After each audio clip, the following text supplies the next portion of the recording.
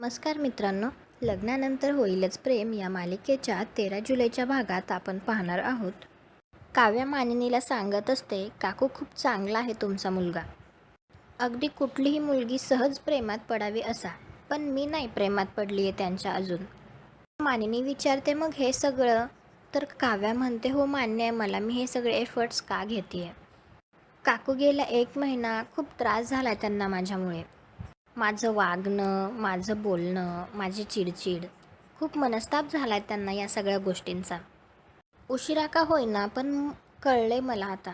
त्यामुळे आता मला असं वाटतं आहे की आता माझ्याकडनं अशा काही गोष्टी घडल्या पाहिजेत ज्याच्यातून त्यांना आनंद मिळेल, ते खुश होतील. म्हणून हा प्रयत्न. म्हणजे तुम्हाला जे वाटतंय ना, प्रेम वगैरे तसं काही नाही आहे काकू, हरकत नाही असं मानिनी लगेच म्हणते आणि म्हणते हा तुझा स्वभाव मला खूप आवडतो काव्या, स्पष्ट बोलण्याचा. मी जितक्या स्पष्टपणे तुला विचारलं तितक्याच स्पष्टपणे तू उत्तरही दिलंस. खूप छान वाटलं. हरकत नाही, पार्थच्या तू प्रेमात पडली नाही आहेस, मी समजू शकते. तुझं आणि पार्थचंच लग्न अशा परिस्थितीत झालं आहे की तुम्हाला दोघांना एकमेकांना ओळखून घेण्यातच कदाचित खूप वेळ लागेल. पण माझं तर मत असंच असतं की आता लग्न झालं आहे, लग्नानंतर होईलच की प्रेम. तर काव्या तिच्याकडे बघत असते तर मानिनी म्हणते म्हणजे हे माझं मत आहे हां, आणि मी रोज देवाकडे हीच प्रार्थना करत असते. तुमचा आणि जीवानंदिनीचा संसार मार्गी लागू देत. सगळं नीट होऊ देत. देवाकडे मी एवढंच एक मागते, दुसरं काहीच नाही. आणि मला खात्री आहे देव कधी ना कधीतरी माझं ऐकेलच. पण तू काळजी करू नकोस हां, इट्स ओके. मानिनी आणि काव्याची ही चर्चा साबुदाणा खिचडी बनवताना किचनमध्ये चालू असते. साबुदाण्याला फक्त वाफ येण्याची बाकी असते तर ती काव्याला म्हणते तू पटकन रेडी होऊन ये, तोपर्यंत मी डबा रेडी ठेवते. काव्या मानिनीला थँक्यू म्हणून रेडी होण्यासाठी निघून जाते. इकडे मिस्टर आणि मिसेस महाजन आनंद निवासला भेट देण्यासाठी आलेले असतात. नंदिनीला म्हणत असतात तुम्ही खूप छान मेंटेन केलं हे ऑर्गनायझेशन. तुम्हाला जो फंड दिलेला आहे त्यातील तुम्ही प्रत्येक पैशाचा हिशोब ठेवला आहे आणि त्याचा उपयोगसुद्धा चांगला केला आहे. We are thoroughly impressed, congratulations. पण पुढचं डोनेशन रिलीज करण्यापूर्वी मला एक प्रश्न विचारायचा आहे. नंदिनी म्हणते हो विचारा ना. तर लगेच तो म्हणतो तुम्ही कागदावर जी योजना दाखवताय ती मोठी आहे, त्या मानाने तुमचा स्टाफ छोटा आणि कमी आहे. मला जमणार आहे. नंदिनी काहीतरी बोलायला लागते तेवढ्यात तेथे जीवा येतो आणि तो मोठ्याने म्हणतो का जमणार नाही सर, स्टाफ छोटा आहे पण नंदिनी मॅडम खूप मोठ्या आहेत सर. इकडे काव्या पार्थच्या ऑफिसमध्ये पोचलेली असते आणि ती स्वतःशीच म्हणत असते कधी एकदा या बोक्याला खिचडी देऊन मी खिचडी खातीये असं झालंय, मला खूप भूक लागली आहे. तेवढ्यात लगेच रम्या पार्थच्या केबिनमध्ये येते आणि त्याला म्हणते लंच टाईम. पार्थ म्हणत असतो आईने डबा वगैरे पाठवलाय का काही, तर रम्या त्याला काही बोलूच देत नाही आणि ती म्हणते मी मामीला कळवलंय की आपण जेवायला बाहेर जाणार आहोत म्हणून, त्यामुळे डबा वगैरे काही येणार नाही, बघूयात ना आपण. असं बोलून ती पार्थला घेऊन जायला लागते. इकडे जीवासुद्धा आनंद निवासमध्ये आलेला असतो तर मिस्टर अँड मिसेस महाजन विचारतात हा कोण. तर जीवा लगेच म्हणतो सर मी कोण आहे हे महत्त्वाचं नाही आहे, नंदिनी मॅम कोण आहेत आणि त्या काय करतात हे महत्त्वाचं. आणि सर तुम्ही यांच्या स्टाफच्या साईजवर जाऊ नका हां, कारण यांचा स्टाफ इतका डेडिकेटेड आहे की ते अगदी कुठलंही काम वेळेच्या आधी पूर्ण करू शकतात. नंदिनी मॅमने त्यांच्या स्टाफला अत्यंत प्रेमाने आणि समजावून ट्रेंड केले. आणि नंदिनी बोलायला लागते तर मिस्टर महाजन म्हणतात नंदिनी लेट हिम स्पीक. आणि जेव्हा सांगायला लागतो काय ना सर, नंदिनी मॅडमला त्यांचं कौतुक केलेलं फार आवडत नाही, पण आय मस्ट से सर, आनंद निवास फक्त नावाला आनंद निवास नाही आहे. इथली माणसं खरंच आनंदी आहेत आणि त्यांच्या आनंदी चेहऱ्यामागे नंदिनी मॅम आहेत. तर मी तुम्हाला सांगतो मी जेव्हा जेव्हा आनंद निवासमध्ये आलो आहे ना तेव्हा तेव्हा इथलं वातावरण, इथली माणसं नेहमीच मला सुखी आणि समाधानी दिसली. आणि अगेन या सगळ्याचं क्रेडिट नंदिनी मॅमला जातं, कारण त्यांना सगळ्यांना ना सोबत घेऊन चालायचं असतं. आता कधी कधी त्या माणसांवर रागवत असतील, आय मीन त्यांच्या स्टाफवर, पण जेव्हा क्रेडिट घेण्याची वेळ येते ना तेव्हा त्या स्टाफला पुढे करतात. तुम्हाला म्हणून सांगतोय सर, या आनंद निवासमध्ये म्हातारे माणसं, तरुण मुलं किंवा लहान मुलं या सगळ्यांची इथे काळजी घेतली जाते. म्हणजे कोणाच्या घरचे प्रॉब्लेम्स असतील, कोणाचे शिक्षणाचे प्रॉब्लेम्स असतील, कोणाचे लग्नाचे प्रॉब्लेम्स असतील, या सगळ्यांची काळजी घेतली जाते आणि या सगळा विचार अगेन नंदिनी मॅम करतात. आणि आजच्या काळात खरंच ही खूप मोठी गोष्ट आहे सर. मला म्हणून सांगतो सर, माणसाला खुश करणं सोपं असतं, पण त्याला सुखी करणं कठीण असतं. इकडे काव्या लिफ्टची वाट बघत बसलेली असते, परंतु लिफ्ट काही येत नसते. तर काव्या स्वतःशीच म्हणत असते, काय झालंय काय या लिफ्टला? एवढ्या वेळात मी आपली कुतुब मिनार चढली असते. आर्किटेक्ट बोक्याची लिफ्टसुद्धा बोक्यासारखीच आहे, स्लो. पार्थ आणि रम्यासुद्धा लिफ्टजवळ आलेले असतात. त्यावेळी पार्थला आठवतं की त्याचा फोन केबिनमध्येच राहिला आहे. तर तो म्हणतो, मी घेऊन येतो, तू चल.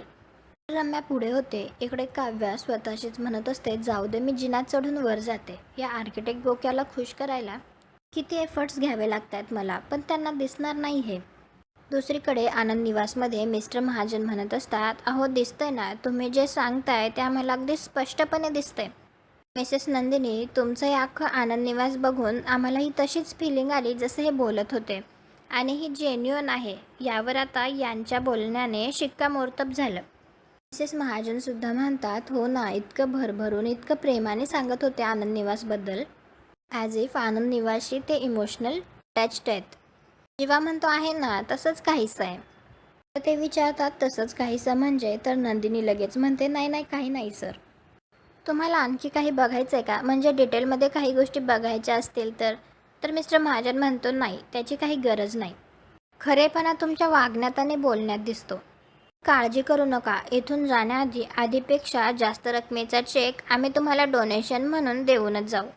सगळे आनंदाने टाळ्या वाजवायला लागतात. नंदिनीला तर खूपच जास्त आनंद होतो. तर ती म्हणते, खरंच खूप खूप थँक्यू. आम्ही सगळे तुमचे कायम ऋणी राहू. मला माहीत नाही सर, पण तुम्ही खरंच खूप मोठं काम करताय. म्हणजे आमचं सगळ्यांचं कौतुक केलं तुम्ही खरं. पण हे सगळं आम्ही जे काही आनंद निवासारखी संस्था चालवू शकतो ना सर, ते फक्त तुमच्यासारख्या लोकांमुळे, ज्यांना गरिबांविषयी, गरजूंविषयी आपुलकी आहे, काळजी आहे. Thank you so much sir. तर मिसेस महाजन म्हणतात, हो, कारण आनंदी राहण्याचा हक्क त्यांना पण आहेच ना. नंदिनी म्हणते, बरं बस आता, तुमच्या दोघांचा पाहुणचार करण्याची संधी हवी आहे आम्हाला. आमचं कॅन्टीन आहे, चला ना, आपण थोडं थोडं खाऊन घेऊ. तर मिसेस महाजन म्हणतात, कॅन्टीनमध्ये खायचं असेल तर आम्ही नाही येणार. नंदिनीला मात्र काही कळत नसतं. तर ती म्हणते, आम्ही तुमची उत्तम सोय केली आहे आणि आम्ही सगळं हायजीन वगैरे एकदम सगळं मेंटेन करतो. तर मिसेस महाजन म्हणतात, डोंट माइंड, पण मला ना रोड साईड चाट खायचा खूप आवड आहे. नंदिनी म्हणते, तुम्हालाच काय, जवळजवळ सगळ्याच बायकांना चाट आवडत असतं. जीवा लगेच म्हणतो, बायकांचं काय घेऊन बसलाय, मला सुद्धा चाट खायला सॉलिड आवडतं. नंदिनी त्याच्याकडे बघत असते. तर तो म्हणतो, मी जस्ट सांगितलं त्यांना. मिसेस महाजन म्हणतात, हो, सगळ्यांना चाट आवडतो, पण मला ना जरा जास्तच आवडतो. पण कसं आहे, पावसाळ्यात रोड साईड चाट खाणं म्हणजे जरा रिस्कीच आहे. नेक्स्ट वीक आमची फ्लाईट पण आहे ना परतीची. तब्येत वगैरे बिघडली तर प्रॉब्लेम नको ना, पण मला खूप इच्छा झाली आहे. तर जीवा म्हणतो, तुम्ही अजिबात काळजी करू नका. तुम्हाला ना घरच्यासारखं अगदी स्वच्छ आणि चटपटीत चाट इथेच खायला मिळाला तर, तेही हायजेनिक. तर मिसेस महाजन आश्चर्याने विचारत असतात, इथे कसं मिळणार? तर जीवा लगेच त्याने आणलेले सामान उचलून म्हणतो, सगळं इथेच मिळणार. इकडे रम्या लिफ्टमध्ये असते. त्यावेळी लिफ्ट बंद पडते. रम्या म्हणत असते, मी जर इथे अशीच अडकून राहिले तर माझं काही खरं नाही. आणि ती आवाज देत असते, कोणी आहे का? परंतु तिचा आवाज कोणाला जात नसतो. त्यावेळी रम्या स्वतःशीच म्हणत असते, मला इथून बाहेर पडावं लागेल, काय करू मी आता? पार्थ. पार्थला फोन लावते असं म्हणून ती मोबाईलला नेटवर्क शोधत असते, परंतु रेंजच नसते. त्यावेळी रम्या म्हणत असते, या लिफ्टला पण आत्ताच बंद व्हायचं होतं. आता कशी जाऊ मी खाली? पार्थ दुसऱ्या लिफ्टने खाली गेला आणि मी इथेच अडकले तर? इकडे पार्थ त्याचा फोन घेण्यासाठी केबिनमध्ये आलेला असतो. त्यावेळी त्याचा फोन आधीच वाजत असतो. तर तो क्लायंटचा कॉल असतो, तो घेतो. तो फोन ठेवून रम्याला कॉल करतो, परंतु तिचा कॉल काही लागत नाही.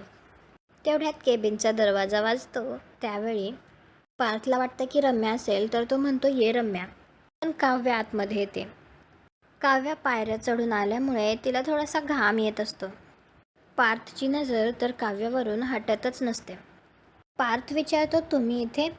तर काव्या म्हणते, का तुम्ही दुसऱ्या कोणाला एक्सपेक्ट करत होता का? तर पार्थ म्हणतो, रम्या, जरा ते आमचा एक कॉन्फरन्स कॉल होता. तर काव्या म्हणते कॉन्फरन्स कॉल आणि जेवण आलंय. जेवणाची वेळही जेवून घ्या आधी. तुम्ही डबा तर आणला नव्हता. याचा अर्थ तुम्ही जेवलं नाही आहात, करेक्ट? या बसा. हो बसा ना, असं म्हणून ती पार्थला बसायला लावते आणि स्वतःही बसते. आणि ती त्याला म्हणत असते, मी तुमच्यासाठी खास साबुदाणा खिचडी घेऊन आली आहे. त्यावेळी पार्थला मागच्या वेळेस काव्या डबा घेऊन आलेली आठवते. तर पार्थ त्या विचारांमध्ये हरवून जातो. तर काव्या लगेच त्याला म्हणते, भारतातल्या टॉप 30 आर्किटेक्टपैकी एक कुठल्या विचारात हरवलात? बोला. तर पार्थ म्हणतो, काही नाही. काव्या पार्थला खिचडी देते आणि त्याला म्हणते, खा आणि कशी झाली आहे ते सांगा. पार्थ म्हणतो, नकोय मला खिचडी, क्लायंटचा कॉल येणार आहे, काम आहेत मला. तर काव्या म्हणत असते, एक मिनिट हा पार्थ, कामं होत राहतील. मी एवढी मनापासून खिचडी बनवून घेऊन आली आहे तुमच्यासाठी, खा आणि सांगा ना कशी झाली आहे ते. हे बघा, मला खात्री आहे तुम्हाला ही खिचडी आवडणार म्हणजे आवडणार. हो पार्थ, आधी पोटोबा मग विठोबा, कळलं का? राम कृष्ण हरी, घ्या खिचडी. दुसरीकडे आनंद निवासमध्ये जेव्हा सगळ्यांना पाणीपुरी खाऊ घालत असतो त्यावेळी मिसेस महाजनला तर पाणीपुरी खूप आवडते. त्या म्हणत असतात, अशी पाणीपुरी मी पहिल्यांदाच खातीये. तेव्हा म्हणत असतो, मला वाटलंच होतं तुम्हाला पाणीपुरी नक्की आवडणार. मी आज सकाळपासनं पाणीपुरीची तयारी करत होतो. ॲक्च्युली माझ्या मित्राची आई हे सगळं बनवते. आज मी त्याच्या घरी गेलो, आईसोबत बसून हे सगळं रेडी केलं, मग इथे घेऊन आलो आहे. मिसेस महाजन म्हणत असतात, खरंच करावं तेवढं कौतुक कमीच आहे. पण तुम्हाला कसं कळलं की मला पाणीपुरीच खायचा मूड होता? जीवा म्हणतो, हो नाही नाही नाही, मला अजिबात कळलं नव्हतं. पण पाणीपुरी ही एक अशी गोष्ट आहे ना जी कोणालाही आणि कधीही आवडू शकते. म्हणजे एखादी का होईना टेस्ट करूया असं वाटतंच ना. आणि मी म्हटलं की तुम्ही इथे जरी दुसरं काही खाल्लं ती एखादी पाणीपुरी तरी खालच ना. आणि योगायोग बघा, तुम्हीच म्हणालात की तुम्हाला चाट खाण्याची इच्छा आहे म्हणून. तर मिस्टर महाजन म्हणतात, अरे वा, सगळं जुळवून आलं. तर जीवा लगेच म्हणतो, नाही ना, अजून सगळं जुळवून नाही आलं. आणि असं म्हणताना तो नंदिनीकडे बघत असतो. मिसेस महाजन म्हणतात, जुळून नाही आलं म्हणजे आमच्याप्रमाणे तर सगळंच बेस्ट झालं आहे. झणझणीत पाणी आहे. आणि ती तिखट पाणी मागत असते. तर मिस्टर महाजन म्हणतात, तिखट ही दे दे, म्हणजे मॅडम का दिल खुश हो जाएगा. तर जीवा लगेच म्हणतो, दिल ही का है साहब, तबीयत भी खुश कर देते हैं, लीजिए लीजिए. तर लगेच मिसेस महाजन म्हणतात, पाणीपुरी बरोबर तुम्ही ठेल्याची पण फिलिंग दिलीत. जीवा म्हणतो, अरे मॅडम, फीलिंग ही तो इम्पॉर्टंट है.